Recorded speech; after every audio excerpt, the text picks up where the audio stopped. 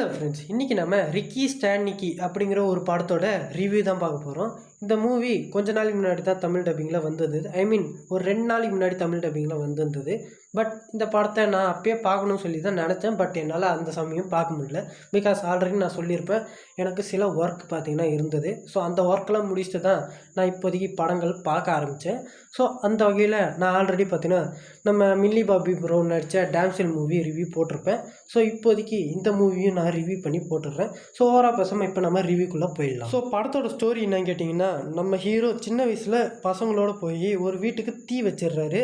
So அந்த தீயில் தான் மாட்டிக்கூடாது, தான் ஃப்ரெண்ட்ஸுங்களோட பேரும் வந்துடக்கூடாது, தாங்க தான் வச்சோன்னு தெரியக்கூடாதுங்கிறதுக்காக ஒரு பேரை பார்த்திங்கன்னா அங்கே எழுதி வச்சுட்டு போயிடுவாங்க. அந்த பேர் தான் ரிக்கி ஸ்டான்னிக்கி. ஸோ அது இவங்கள பார்த்திங்கன்னா காப்பாற்றிடும். அந்த பேர் தான் இவங்கள காப்பாற்றுன மாதிரி இருக்கும்.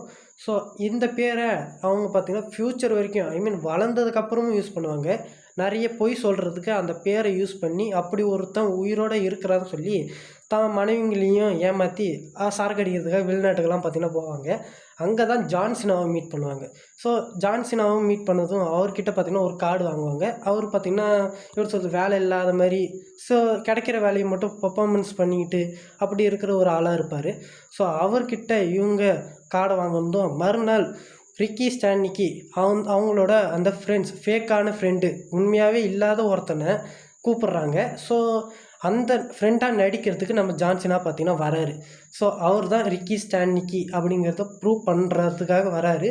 ஸோ இதுக்கப்புறம் என்ன நடக்குது, இதுக்கப்புறம் ஜான்சினா எப்படி மாற்றுறாரா இல்லையா, இவங்க எல்லோரும் ரிக்கி ஸ்டான்னிக்கிங்கிறவங்க பொய்யா உண்மையாங்கிறத கண்டுபிடிக்கிறாங்களா இல்லையா, ஃபைனலாக இவங்களுக்கு என்னென்ன சம்பவம்லாம் நடந்தது, இந்த பொய் எந்த அளவுக்கு இதுவாக மாறுதுங்கிறது தான் இந்த படத்தோட மெயின் ஸ்டோரி. ஸோ இந்த மூவியோட பாசிட்டிவ், இந்த படத்தில் நடித்த ஜான்சினா அவர் ஒருத்தர் போதும் இந்த படத்தையே டோட்டலாக ஸ்டீல் பண்ணி எடுத்துகிட்டு போவேன்.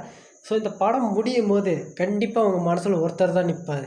அவர் பேர் தான் ஜான்சினா, அதாவது ரிக்கி ஸ்டான்னிக்கி. இந்த ரிக்கி ஸ்டான்னிக்கிங்கிறது ஒரு பேர் தான், அதாவது ஒரு ஃபேக்கான ஃப்ரெண்டை இவங்களே உருவாக்குவாங்க. உண்மையிலே அப்படி ஒருத்தன் இருக்கவே மாட்டான்.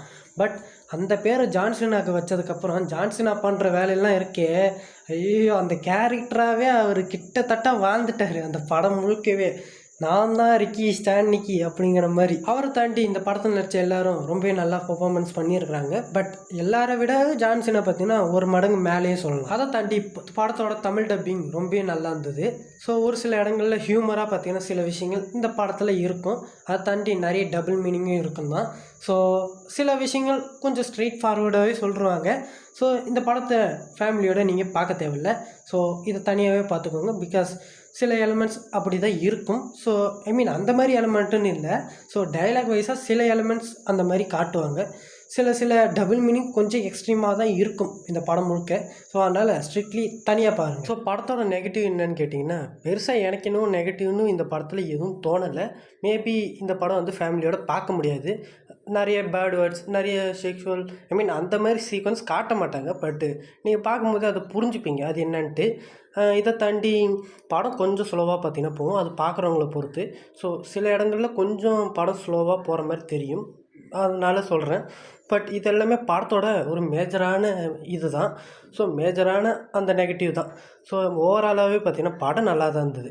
ஸோ படத்துக்கு இப்போதைக்கு IMDbல 6.2 ரேட்டிங் கொடுத்துக்கிறாங்க. என்னோட ரேட்டிங் பார்த்திங்கன்னா ஒரு 7.5 கொடுப்பேன் அவுட் ஆஃப் 10.